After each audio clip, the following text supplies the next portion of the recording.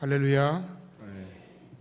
우리 할렐루야 찬양대 찬양처럼 우리 앞에 있는 모든 믿음의 장애물들, 여리골들을 믿음으로 하나님의 능력 가운데 무너뜨리고 승리하는 놀라운 여러분의 삶이 되길 주의 이름으로 간절히 축원합니다.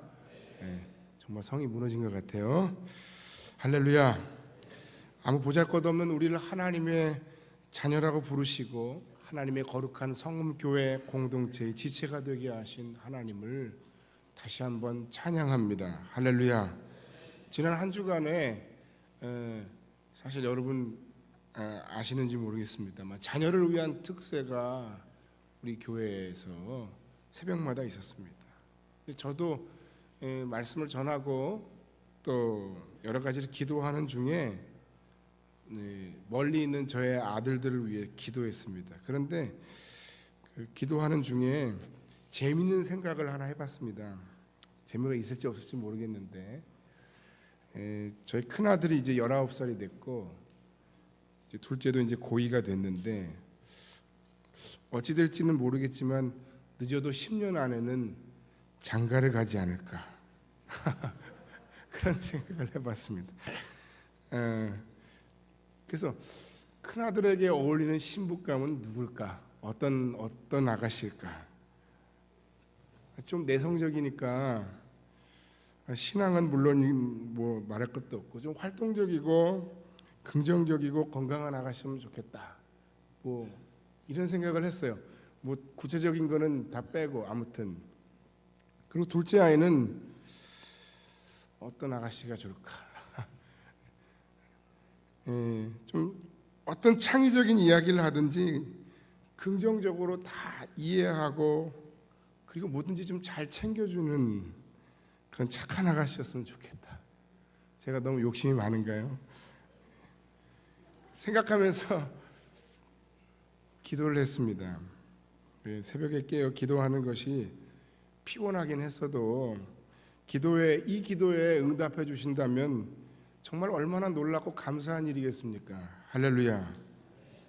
여러분, 제가 왜 이런 이야기를 했는가 하면 여러분이 생각하는 여러분의 마음에 맞는 어떤 사람의 기준, 그런 것들이 혹시 여러분에게 있습니까? 누구에게나 다 이런 직장 상사였으면 좋겠다. 내가 섬기는 교회의 목회자는 이런 목회자였으면 좋겠다. 아직 결혼을 안 하신 분들이라면 내가 결혼하려고 하는 남편감 또는 아내는 이런 남편, 이런 아내였으면 좋겠다. 뭐 이미 다 결정되거나 뭐 이미 한 사람들은 할 수 없는 노릇이고 어떤 자기만의 자기 나름대로의 어떤 기준과 어떤 마음에 맞는 그런 사람의 모습이 있지 않겠습니까? 내가 섬기는 교회 목회자가 이런 목회자였으면 좋겠는데 내가 다른 건 다 참아도 인격적이지 못한 건 참 못 참겠다. 뭐 심지어는 저도 옛날에 겪은 일입니다만 목사님이 코를 너무 풀어대가지고 나는 여기 교회 못 나오겠어요.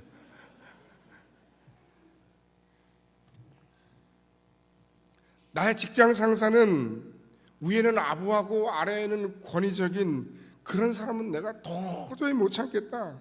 아니면 거꾸로 내가 이런 사람이라면 내가 평생이라도 나의 선배, 나의 직장 상사요, 멘토로 나의 존경하는 선배로 내가 모시고 갈 수 있겠다. 뭐 친구도 마찬가지고요. 여러분에게 어떤 이런 것들을 생각하고 정리할 여유가 있었는지 잘 모르겠습니다. 그런데 여러분, 내 마음에 맞는 사람의 그러한 기준이 내게는 있고 다른 사람에게는 없겠습니까? 또 특별히 저는 생각하기를 특별히 우리가 섬기는 하나님께서 우리 하나님의 백성, 하나님의 자녀들을 바라보면서 야, 참 너는 내 마음에 딱 맞는 사람이다. 그렇게 생각하고 그렇게 바라보고 그렇게 흐뭇해하는 사람들은 없겠습니까? 사도행전 13장 22절에 보면 이런 말씀이 나옵니다. 내가 이새의 아들 다윗을 만나니 내 마음에 맞는 사람이라 내 뜻을 다 이루게 하리라. 하나님의 마음에 맞는 사람을 보시는 하나님만의 그 검증 방법이 있다는 겁니다. 다윗 역시 그 하나님의 방법에 의해서 하나님의 마음에 맞는 사람으로 검증된 사람이라는 것입니다. 사무엘 선지자가 하나님의 명령을 따라 오늘 본문에 보니까 이세 가정에 보내심을 받았습니다. 그리고 그 집에 들어가 보니 맨 처음 만난 사람이 그 이세 가정의 장자였던 엘리압이었습니다. 근데 이 엘리압이 얼마나 키가 크고 신장이 용모가 출중하고 잘생겼는지, 야, 과연 하나님께서 나를 이세 가정의 사울을 대신할 이스라엘의 왕을 뽑기 위해서 보내시더니 과연 하나님이시구나. 이 엘리압의 모습을 보면서 사무엘의 마음 가운데 그런 생각이 들었다는 겁니다. 그가 훌륭한 주의 종임에도, 그가 훌륭한 선지자임에도 그 엘리압의 신장과 용모에 그냥 확 가버린 거예요.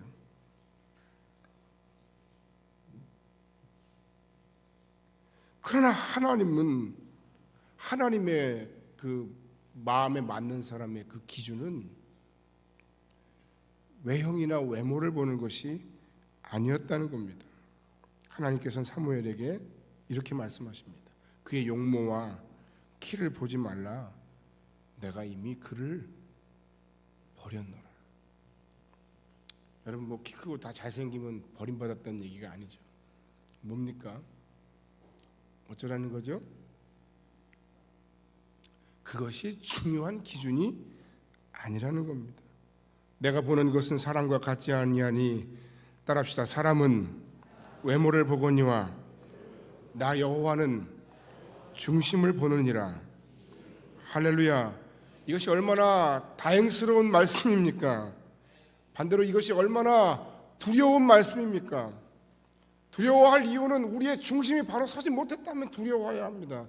그러나 다행이라면 나의 모든 현재 환경과 형편과 나의 외모와 나의 모든 인간적인 스펙이 부족할지라도 하나님은 우리의 마음의 중심을 보시고 우리를 사용하신다는 사실입니다. 아닌 것 같습니까? 저는 확신합니다. 둘째 아비나답을 불렀습니다. 역시 아니라 합니다. 셋째 삼마도 마찬가지였습니다. 일곱 아들을 다 보았습니다. 하나님은 아니라 하십니다. 그리고 막내 아들이 남았습니다. 막내 아들이 있기는 있는데요, 지금 선을 보일 아들들은 여기 다 있고요, 그 아들은 제가 생각하기에 아닌 것 같아서 심부름 보냈습니다. 양을 지키게 했습니다. 그러나 하나님의 기준은 달랐고 그 아들을 보자, 막내 아들 다윗을 보았을 때 그 지금은 보잘것없고 그 지금은 어리고 그 지금은 너무나도 형편없는 것처럼 보이는 그 다윗을 보자마자 하나님은 사무엘에게 바로 그다, 그에게 기름을 부으라라고 말씀하고 계시다는 겁니다. 할렐루야. 여러분, 결혼을 할 때도 남자든 여자든 다 그 가능성을 보고 하라는 이야기가 있지 않습니까? 얼마나 그 마음 심령의 그 신앙의 혹은 그 심성의 그 가능성을 보고, 그리고 앞으로의 그 실력의 가능성을 보고 선택을 하라는 이야기가 있지 않습니까? 여러분, 사람이 다른 사람을 평가하는 기준은 이렇게 적어도 처음에는 거의가 다 외형적일 수밖에 없다는 겁니다. 그런데 그 사람의 됨됨이를 평가하는 데는 참으로 오랜 시간이 걸려요. 그러나 하나님은 하나님이시기에 그의 외모가 아니라 중심을 보실 수 있는 눈이 있으셨고, 실제로 다윗의 사람의 됨됨이, 그 중심을 보셨다는 겁니다. 그리고 그를 통하여 하나님의 위대한 일을 이루어 가십니다.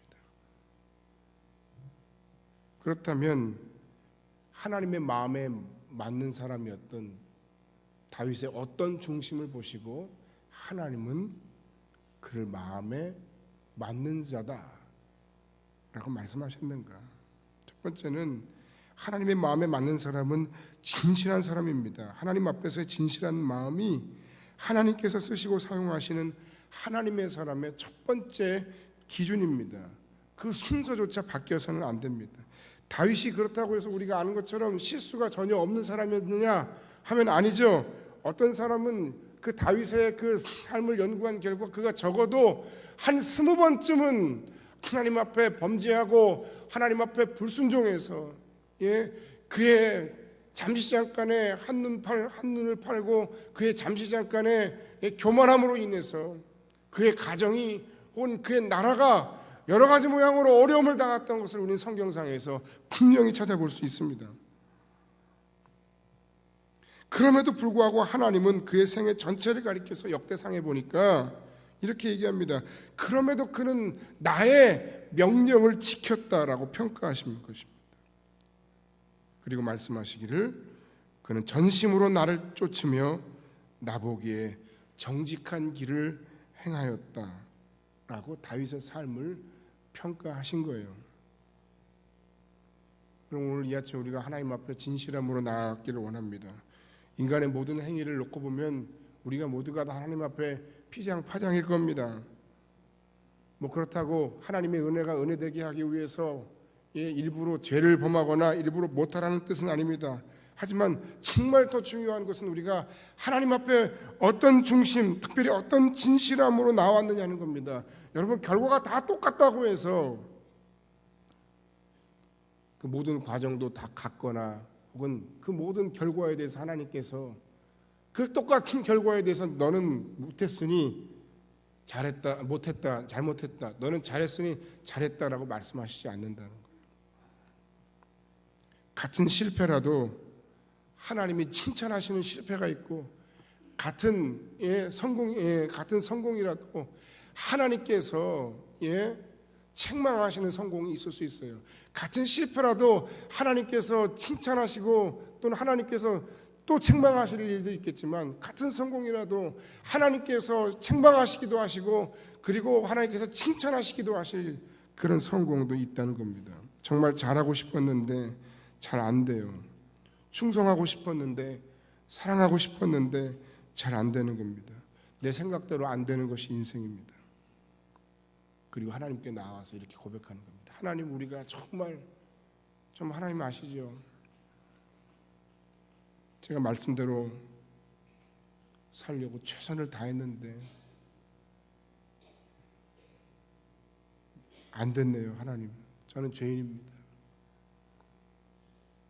그럼에도 하나님은 나를 긍휼히 여겨주시고 나를 다시 한번 사용하여 주옵소서.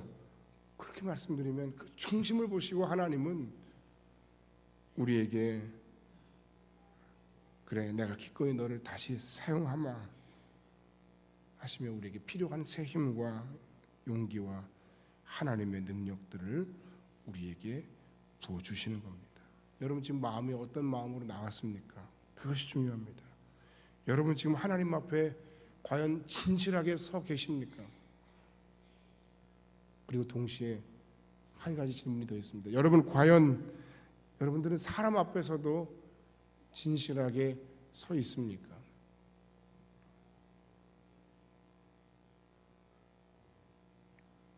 이 부분이 우리가 오늘 하나님의 말씀 앞에서 우리의 삶을, 나의 삶의 모습을 돌아볼 첫 번째 모습입니다. 하나님은 그런 우리의 마음의 중심, 그 마음의 중심 속에서도 하나님과 사람 앞에서의 진실함에 대해서 이야기하신다는 사실입니다. 바라보시고 그 기준을 삼으신다는 사실입니다. 이 부분이 참 밤새도록 저를 괴롭혔어요. 진실하려고는 노력했는데 근데 막 부족한 부분들이 막 떠오르는 거예요. 하나님 앞에서, 사람 앞에서 내가 과연 진실했는가? 두 번째, 하나님의 마음에 맞는 사람은 그 마음이 순수한 사람입니다. 다윗에 대한 본문의 묘사는 눈이 빼어나다 하는 것이었어요. 눈이 빼어나다, 아름답다라는 말은 그냥 서글서글하게 참 인상이 좋네, 눈이 참 예쁜걸, 그런 뜻이 아닙니다. 이건 아주 어떤 특별한 영적인 상태를 나타내는 건데 이 말씀과 관련해서 그 70인역에서는 뭐라고 얘기했냐면 하나님을 기쁘게 하고 라고 번역하고 있습니다. 다윗은 그 마음이 아름답고 빼어나서 하나님을 기쁘게 할 만큼 하나님의 마음에 맞는 자다라는 뜻입니다. 뭐가 어째서 그가 하나님 앞에 그 마음이 아름답다라는 영적인 상태에 대한 칭찬을 들었는가? 그 마음이 순수하고 아름다웠다는 거예요. 진실했을 뿐만 아니라 순수하고 아름다웠다는 거예요. 바로 이와 같은 순수함으로 인해서 그는 하나님의 기름 부음을 받을 만한 준비가 되어 있다는 겁니다.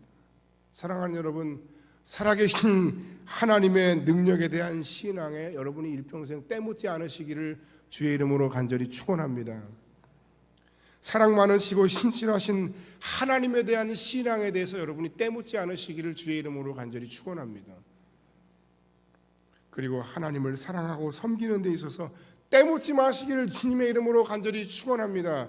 뭐 세상이 다 미쳐 돌아가고 누구가 어떻게 신앙을 생활하고 누가 어떻게 뭐 마음대로 신앙 생활해도 그러나 그 신앙은 그의 신앙은 하나님과 그와의 관계의 문제고 나의 신앙은 하나님과 나와의 관계의 문제예요. 환경을 사람을 핑계하고 그리고 그 핑계하면서 대충 넘어가지 마시라는 이야기입니다.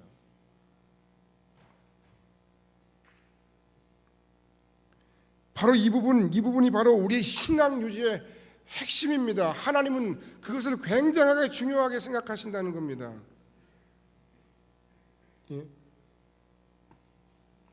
신학교에 딱 들어갔는데 이게 신학생들끼리 우스갯소리를 하는 얘기예요. 처음 신학교에 들어갈 때는 목사요, 선교사요, 순교자로 들어갔는데 나올 때는 집사로 졸업하더라. 이런 얘기. 자기들끼리 자조적으로 하는 얘기예요. 이게 왜 이런 얘기가 나올까요? 여러분 처음 예수 믿고 여러분 처음 직분 받고 여러분 처음 하나님의 은혜를 힘입었을 때 얼마나 감격스럽습니까? 내가 어떻게 하면 하나님의 그 사랑에 보답하는 인생을 살 수 있을까요? 하나님, 내가 어떻게 하면 하나님을 기쁘시게 하는 삶을 살 수 있을까요? 아유, 집사님 안 힘들어? 힘들긴 내가 얼마나 기분이 좋고 얼마나 기쁘고 얼마나 행복한지 나는 절대로 힘들지 않아요. 그렇게 말하던 아무개 집사님이 이제 시간이 지나고 세월이 흘러서 권사가 되고 안수집사가 되고 혹은 교회 중책을 맡고 그러면서 시간이 흐르고 세월이 지나면 그 하나님에 대한 그 사랑의 정도와 그 신앙의 순수함이 더 깊어지고 또 깊어지고 또 깊어져야 될 텐데 한때는 나도 그랬었지. 다 그러는 거야. 한 번씩은 뭐 옛날에 왕년에 뭐 하나님 그렇게 뜨겁게 사랑해 보지 않은 사람 있나? 라고 말하는 것이 결코 자랑이 아니라는 거예요, 여러분. 하나님은 바로 그걸 보는 거예요. 뭐 애들 떠드는 거 신경 쓰지 마세요. 괜찮아요. 교회가 살아있다는 증거예요. 할렐루야. 여러분, 하나님이 정말 우리에게 보시는 중요한 관점은 바로 그건데 우리는 오히려 자꾸 시간이 지나고 세월이 흐르고 그리고 혹은 하나님 교회 공동체에서의 책임이 무거워지면 무거워질수록 어찌된 영문인지 우리의 신앙은 하나님 앞에서 우리의 신앙의 순수함은 반비례하는가 하는 거예요.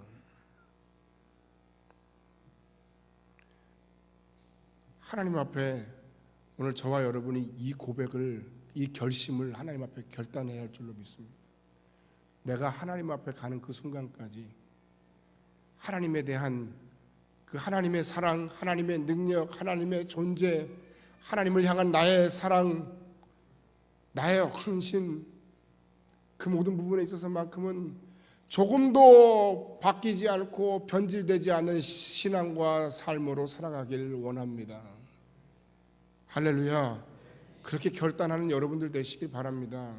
여러분, 세상이 보고 사람이 보는 그 기준과 하나님이 보시는 기준이 다르다는 거예요. 저는 이 부분이 잘 두려워요. 그리고 저는 이 부분 때문에 굉장히 나름 하나님 앞에서 굉장히 인생의 많은 실패와 그리고 사역자로서의 많은 부족한 부분을 안고 있음에도 불구하고 적어도 이 부분만큼은 하나님 앞에서 타협하지 않으리라.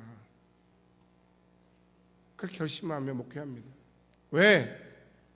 이 부분이 변질되고 이 부분이 때가 묻고 이 부분이 하나님 앞에서 인정받지 못하는 목회자가 되는 순간 더 이상 저는 목회를 못할 것 같아요.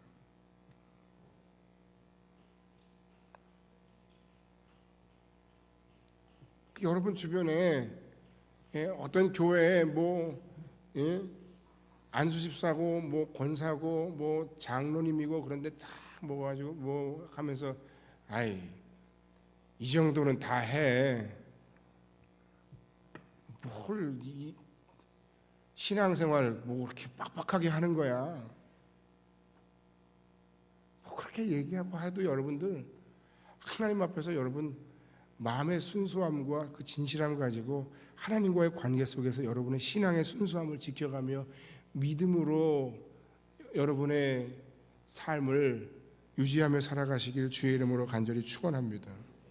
신학교 교수 아니라 총장 할아버지가 와도 학문적으로 하나님을 이야기하고 뭐 그건 그분들의 일이고요. 그분들이 뭐 잘못됐다거나 그런 얘기를 하는 게 아니에요. 그건 그분들이 하실 일이고 적어도 말씀 안에서 내 삶 속에서 내가 만난 그 하나님과의 깊은 교제와 관계를 이어가고 유지하면서 그 하나님에 대한 나의 신앙의 순수함을 지켜가려고 노력하는 여러분들 되길 바랍니다. 할렐루야. 여러분 만약에 여러분이 그와 같은 신앙의 순수함을 지키지 못하고 때가 묻기 시작하면 어떤 결과가 오는 줄 아세요? 여러분 신앙에도 문제가 생기지만 여러분 자녀 교육에도 문제가 생겨요. 내가 하나님 앞에 그런 올바르지 못한 신앙과 삶으로 살아가면서 자녀들이 모를 것 같아요? 여러분 다 알아요. 처음에는 우리 아빠, 우리 엄마가 신앙이 좋은 줄 알았는데 아빠가 엄마가 이상한데 별거 아니구나. 그랬던 거였어. 그냥 형식적으로 하는 거였어. 그때부터는 그 아이들의 신앙, 그 아이들의 영혼을 버리는 거예요. 여러분의 때 묻은 신앙 때문에, 여러분의 순수하지 못한 신앙 때문에 여러분의 자녀들의 신앙이 병들고 문제가 생긴다는 말씀입니다. 누가 알아주겠습니까? 그렇습니다. 아무도 몰라요. 그러나 누구는 아십니까? 그런데 하나님은 아십니다. 그리고 하나님은 그런 사람들을 소중하게 여기시고 아끼시며 그들에게 기름을 부어 사용하십니다. 세 번째, 하나님의 마음에 맞는 사람은 겸손히 하나님의 써주심을 기다리며 준비하는 사람들입니다. 형들은 모두가 다 선지자가 왔다고 몸단장하고 난리가 났는데 막내는 모두가 다 내팽개쳐버린 양을 돌보고 있습니다. 평상시 하던 일을 묵묵히 하고 있습니다. 사람들이 별 볼 일 없다고 생각하는 그 일들을 그가 감당하고 있습니다. 불평 없이 하고 있습니다. 그런데 여러분 이게 중요합니다. 하나님이 보시는 기준이 바로 이와 같다는 겁니다. 여러분 하나님이 여러분을 쓰실 때까지 묵묵히 여러분의 위치에서 준비하는 지혜 있는 하나님의 사람들이 되시길 주의 이름으로 간절히 축원합니다. 스스로 낮추시는 여러분들 되길 바랍니다. 그러면 그 낮아짐을 누가 높이시느냐? 하나님이 높이시는 겁니다. 하나님이 높이시는 그 높이심이 진짜 높아짐이지. 사람이 올려주고 그리고 나 스스로 올라가는 거 올라갑니까? 저 왜 저래? 그렇게 얘기해요. 겉으로 얘기를 안 할 뿐이지. 하나님이 높여주셔야 되는 거예요. 목사가 높여주는 게 아닙니다. 여러분 주변에 있는 사람들이 높여주는 게 아닙니다. 하나님이 세우시는 것입니다. 하나님이 높이시는 겁니다. 그런데 어떤 사람을 높이시느냐? 겸손히 스스로 자기를 낮추고 미래를 하나님의 일꾼으로 준비되는 사람들을 하나님께서 어느 순간에 어느 때에 쓰시고 사용하시고 높이신다는 말이에요. 그러니까 여러분 높여달라는 생각, 알아달라는 마음 갖지 마세요. 그건 저 세상 단체나 직장 가서 혹은 다른 데 가서 알아보세요. 하나님이 높이시는 거예요. 우리 그 신앙 가지고 가는 거예요.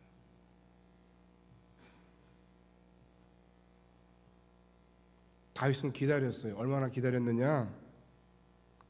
그가 오늘 본문에 보니까 기름 부음을 받고 무려 15년 이상을 기다려야 했어요. 사울의 핍박을 피하고 도망자로 다니고 그 숱한 세월 가운데 하나님이 택하시고 하나님이 기름 부어 세우시고 하나님께서 그를 통해서 이 나라의 이스라엘 나라의 왕으로 세우시겠다고 말씀하셨음에도 불구하고 그는 무려 15년이라는 시간과 세월들을 더 하나님 앞에 눈물 흘리며 가슴 아프며 고통받으며 핍박받으며 그런 시간과 세월들을 지내야 했던 겁니다. 여러분 신앙을 한번 돌아봅시다. 우리의 신앙을 한번 돌아봅시다. 우리가 얼마나 교만했는지, 우리가 얼마나 스스로 높아지려 했는지, 우리가 얼마나 사람들이 나를 알아주지 않는다고 불평했는지. 하나님의 기준은 그런 것이었습니다.